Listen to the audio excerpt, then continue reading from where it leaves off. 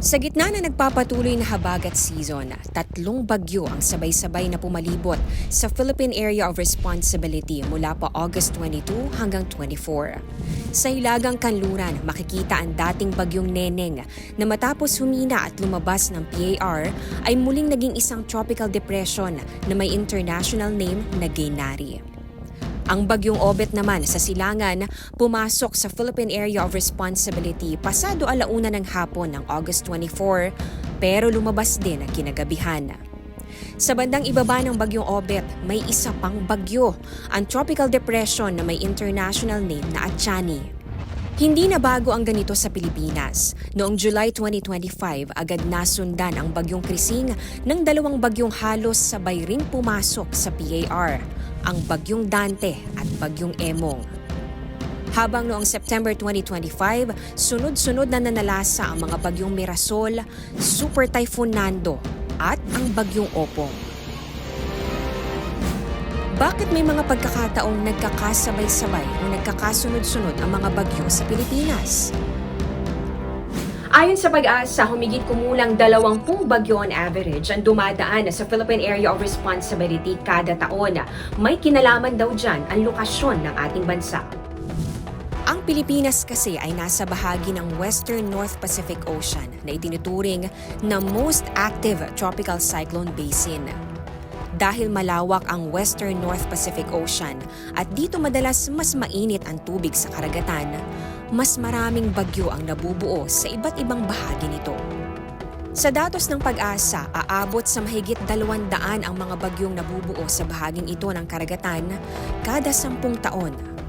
Mula sa Pacific Ocean, ilan sa mga bagyong ito ang kumikilos pakanluran, kaya ilan sa mga yan pumapasok sa Philippine Area of Responsibility.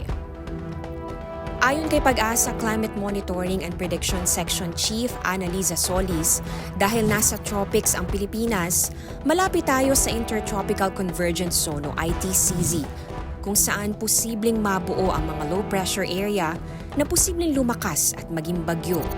Kasi yung ITCZ natin, ito ay series ng mga low pressure system that could act as breeding places ng ating mga bagyo. Ang ITCZ ay ang bahagi kung saan nagtatagpo ang hangin mula sa Northern Hemisphere at Southern Hemisphere.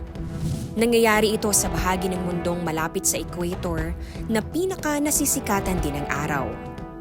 Dahil dito, naiipon at umaakyat ang mainit at mamasamasang hangin na maaaring humantong sa pagkakabuo ng mga ulap na magdadala ng mga pag-ulan. Paliwanag ni Solis, kapag panahon ng habagat, madalas hindi nagla-landfall sa Pilipinas ang mga bagyong nabubuo sa Western North Pacific Ocean dahil nasa hilagang bahagi ang ITCZ.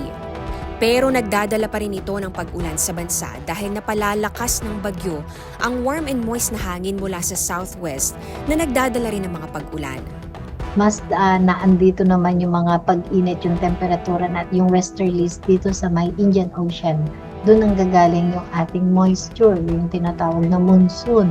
So yun yung nagdidikta naman ng ating pagbibigay ng maraming ulan sa panahon ng habagat. Dahil sa lokasyon ng ating bansa, tayo ang kadalasang unang sumasalo ng mga bagyo sa Pacific Ocean.